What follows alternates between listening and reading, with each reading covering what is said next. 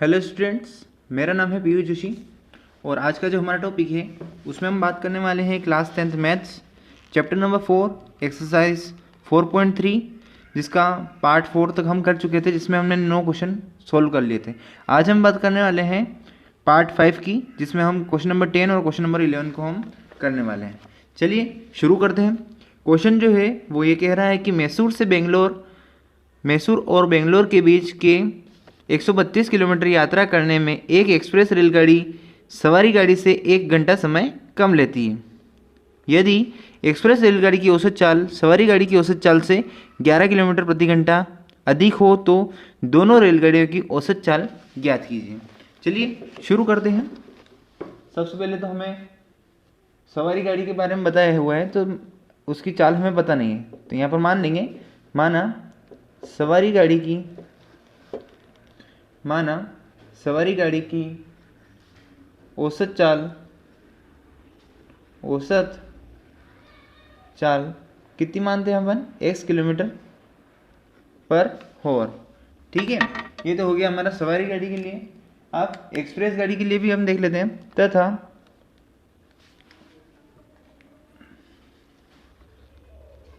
तथा एक्सप्रेस गाड़ी की चाल, क्वेश्चन में स्पष्ट तौर पे बोल रखा है कि जो सवारी गाड़ी की है चाल उससे 11 किलोमीटर प्रति घंटा अधिक है ना। 11 किलोमीटर प्रति घंटा यानी कि अगर सवारी गाड़ी 40 की रफ्तार से चल रही है तो एक्सप्रेस गाड़ी 40 प्लस 11 हो जाएगा। तो यहाँ पर x प्लस 11 है ना, x plus 11 kilometre per hour है। ये हो गया एक्सप्रेस गाड़ी के लिए। अब आप सभी को पता है कि समय बराबर दूरी बटे चाल, एक फॉर्मूला होता है समय बराबर दूरी बटे चाल। जब भी अपन चाल की बात करते हैं तो ये फॉर्मूला यूज़ में लाना जरूरी हो जाता है। तो यहाँ पर समय बराबर, क्योंकि हमें समय ज्ञात करना है, तो समय बराबर क्या रहेगा, दूरी बटे चाल। ठीक है, ये हो गया हमारा काम। अब यहाँ पर देखिए, पहले हम सवारी गाड़ी के लिए निकाल लेते समय, है ना। सवारी गाड़ी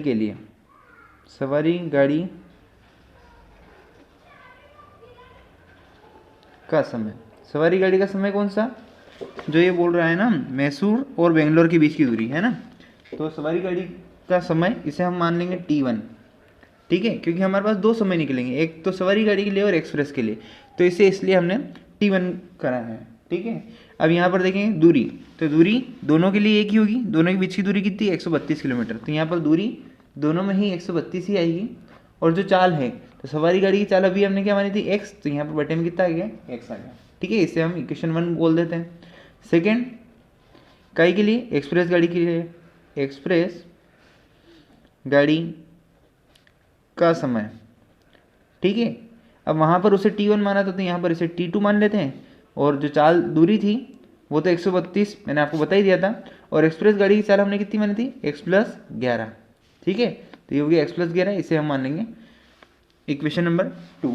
ठीक है, अब जानने का क्या है कि एक ही समय पर जा रही है और इसमें यहाँ देखिए 1 घंटा समय कम लेती है। ठीक है, यानी कि अब जो बड़ा समय है उसमें से छोटे समय को हम घटा देंगे।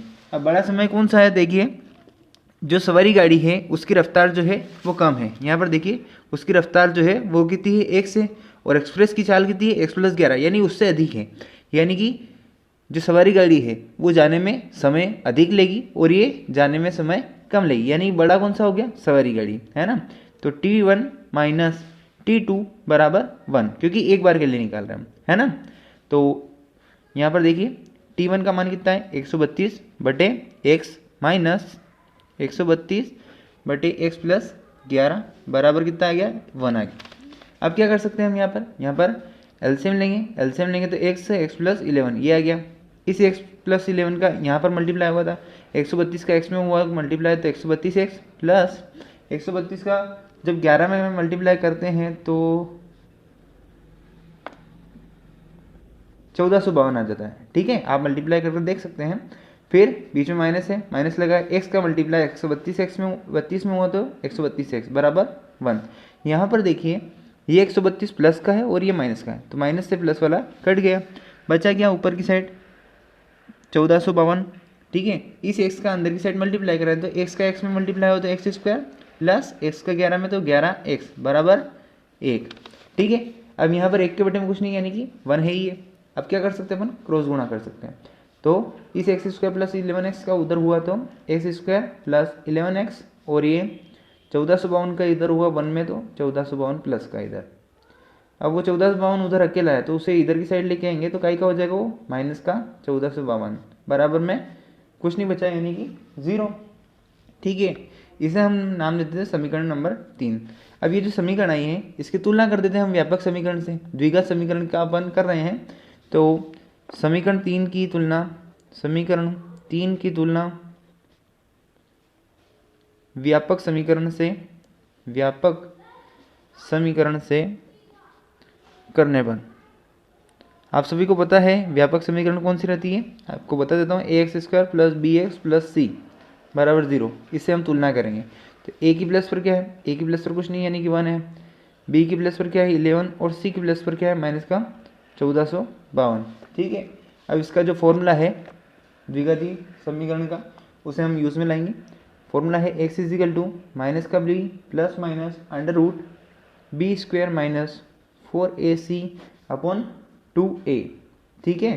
तो x equal to minus b का मान कितना है 11 तो माइनस का 11 plus minus under root b का स्क्वायर यानी कि 11 का स्क्वायर। ठीक है। माइनस 4a का मान कितना है 1 है और c का मान कितना है माइनस का 1452 बटे में 2a यानी कि 2 इंटू 1। तो x इजिकल टू माइनस का 11 प्लस माइनस अंडर रूट 11 का स्क्वायर कितना हो जाएगा 121। अब यहाँ पर देखिए यहाँ पर भी माइनस है ना, यहाँ पर भी माइनस, तो माइनस माइनस प्लस हो गया। 1452 का जब 4 में मल्टीप्लाई करेंगे तो आएगा, ठीक है, 5808। आप मल्टीप्लाई करके देख सकते हैं और यहाँ पर कितना आ जाएगा बटे में 2 आ जाएगा। अब यहाँ पर देखेंगे आगे की साइड, यहाँ पर माइनस का 11 प्लस माइनस अंडर रूट ये 5808 को 121 में जब प्लस करेंगे तो आ जाएगा हमारा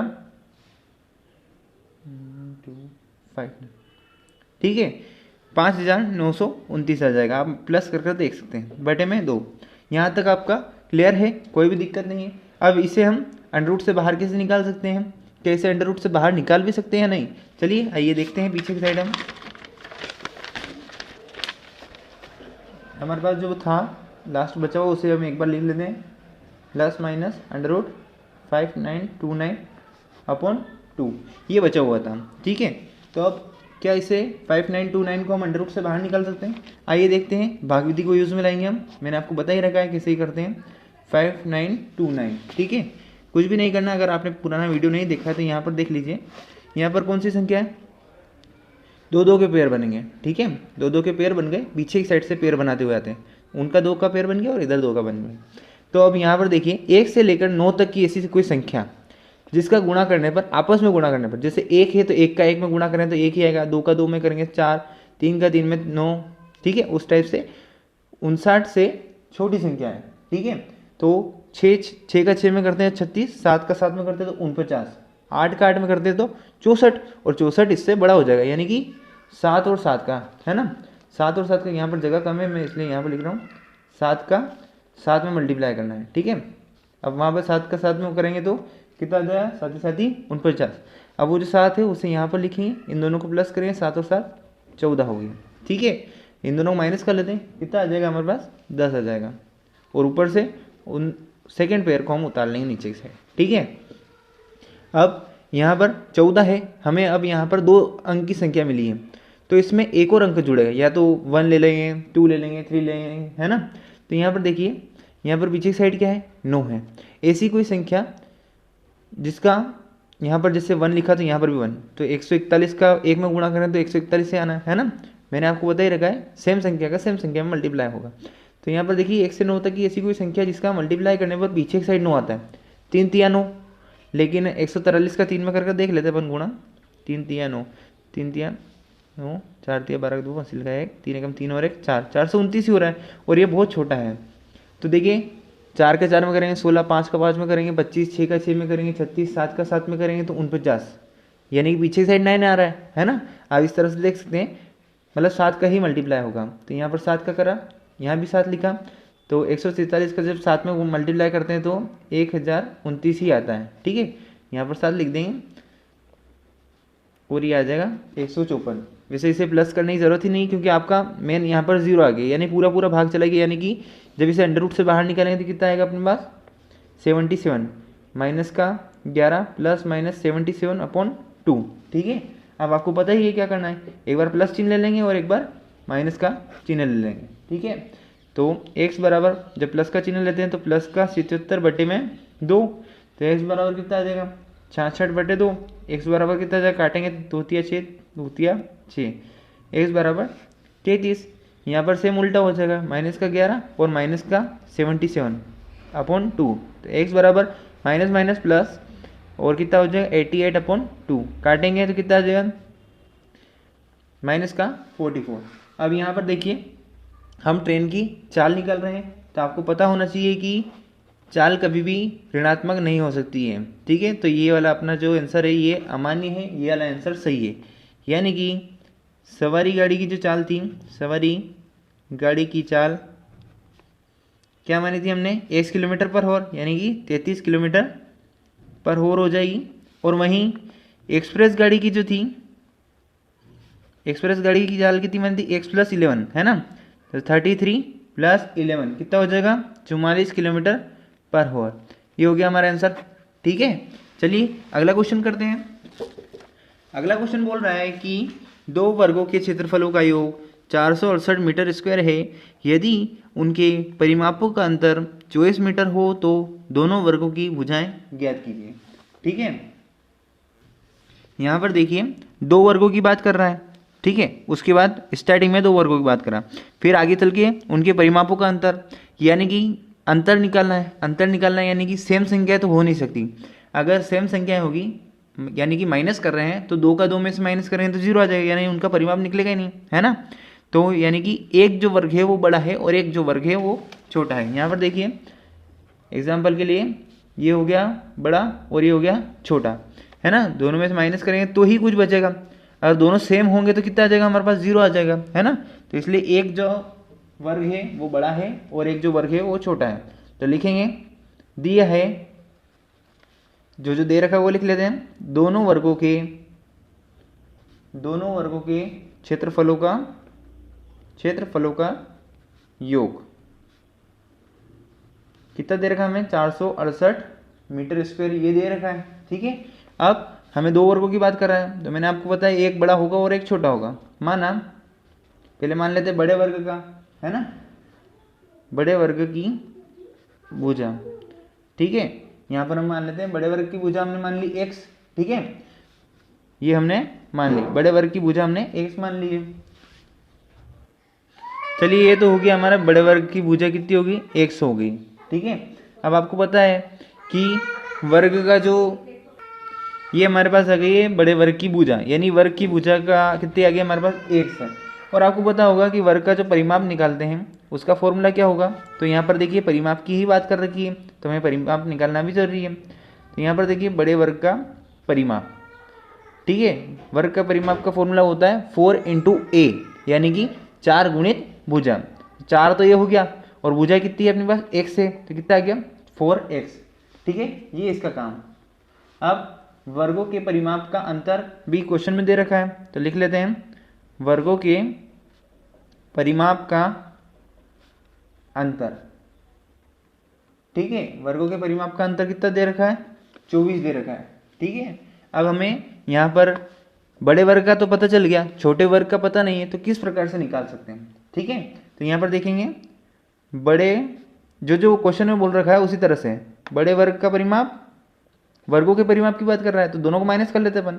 बड़े वर्ग का परिमाप माइनस छोटे वर्ग का परिमाप, छोटे वर्ग का परिमाप। अब छोटे वर्ग का परिमाप तो हमें दे नहीं रखा तो यहाँ से ही हम इसे निकालेंगे। बड़े वर्ग का परिमाप दे रखा है हमारे पास 4x, तो यहाँ पर लिखेंगे 4x माइनस छोटे वर्ग का परिमाप बराबर 24। ठीक है, यहाँ तक तो कोई दिक्कत नहीं हमें, है ना। छोटे वर्ग का परिमाप का फॉर्मूला क्या रहता है 4 × छोटे वर्ग का परिमाप। ठीक है, अब यहाँ पर देखेंगे वो जो 24 है उसको इधर लेके आ जाएंगे, क्यों, क्योंकि ये माइनस में दे रखा है, इसे हमें प्लस में करना है। तो इसे प्लस में करना है, तो इसे बराबर की उधर की साइड ले जाना पड़ेगा। तो इसे बराबर की उधर की साइड लेके गए तो 4 इंटू छोटे वर्ग का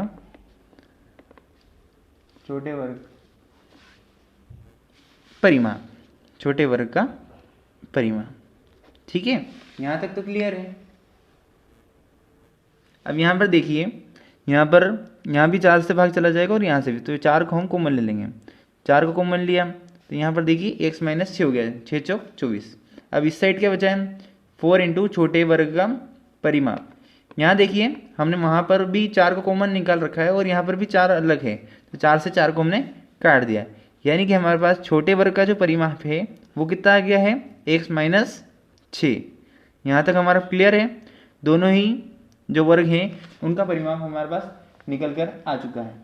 अब हम इनका क्षेत्रफल निकालेंगे, क्योंकि क्वेश्चन में बोल रखा है क्षेत्रफलों का योग, तो हमें क्षेत्रफल भी निकालना है। परिमापों का बोला था तो परिमाप हमने निकाल लिया है, अब क्षेत्रफल निकालेंगे। तो सबसे पहले बड़े वर्ग का निकालेंगे, फिर छोटे वर्ग का। तो बड़े वर्ग का क्षेत्रफल और वर्ग के क्षेत्रफल का जो फॉर्मूला रहता है वो क्या रहता है, भुजा गुणित भुजा, यानी कि ए स्क्वायर, है ना, भुजा गुणित भुजा। ठीक है, तो भुजा क्या है, बड़े वर्ग की भुजा हमने मानी थी x, है ना, तो x इंटू एक्स कितना हो गया हमारे पास, x का स्क्वायर। ठीक है, अब हम निकालेंगे छोटे वर्ग की भुजा। छोटे वर्ग की भुजा निकालना है हमें, छोटे वर्ग का क्षेत्रफल, छोटे वर्ग का क्षेत्रफल। यही फॉर्मूला लग गया, भुजा गुणित भुजा या फिर ए स्क्वायर, भुजा गुणित भुजा, है ना। अब यहाँ पर देखेंगे छोटे वर्ग की भुजा क्या निकली है हमारे पास, छोटे वर्ग की जो भुजा निकली है वो है x माइनस 6। ठीक है, छोटे वर्ग की जो भुजा निकली है वो है x माइनस 6। तो यहाँ पर देखेंगे x minus 6 into x minus 6, दोनों का मल्टीप्लाई करेंगे हम ब्रैकेट का, तो x का x में मल्टीप्लाई करा x स्क्वायर, फिर x का माइनस के 6 में करा तो माइनस का 6x, फिर ये माइनस के 6 का x में करा तो माइनस का 6x, और माइनस माइनस प्लस 6 का 6 में मल्टीप्लाई करेंगे कितना आ जाएगा, 36, है ना। अब यहाँ पर देखिए ये भी माइनस का 6x और ये भी माइनस का 6x, क्या हो जाएगा, x square minus 12x plus 36। ये एक इक्वेशन आ गई है हमारे पास। इसे जो बड़े वर्ग का क्षेत्रफल आया था उसे इक्वेशन 1 दे देते हैं और इसे इक्वेशन नंबर 2 कर देते हैं। ठीक है, अब यहाँ पर अगला जो लाइन में बोल रखा है, हमारे पास क्षेत्रफल दोनों का निकल गया है। अब स्टार्टिंग में देखिए क्वेश्चन में बोला था कि दो वर्गों के क्षेत्रफलों का योग 468 है, यही हमने ऊपर की साइड आपको बताया है ना। तो अब इसे कन्वर्ट करते हैं योग के अंदर, तो कैसे लिखेंगे, इसकी जो थ्योरी रहेगी वो रहेगी बड़े वर्ग का क्षेत्रफल प्लस छोटे वर्ग का क्षेत्रफल। कितना दे रखा है हमें क्वेश्चन में, 468, यानी कि बराबर की इधर की साइड कितना आ जाएगा, 468। बड़े वर्ग का क्षेत्रफल कितना है, एक्स स्क्वायर, बीच में प्लस से प्लस लगाया, और छोटे वर्ग का क्षेत्रफल निकल कर आया है उसे ऐसा कैसे लिख दें, यानी कि x square minus 12x plus 36 equal to 468। ठीक है, अब इसे सॉल्यूशन कर लेते हैं। एक्स स्क्वायर और x square 2x square minus 12x plus 36, उधर 468 अकेला है, उसे इधर लेके आएंगे तो माइनस का 468, बराबर की उधर की साइड क्या बचेगा, कुछ भी नहीं, यानी कि 0।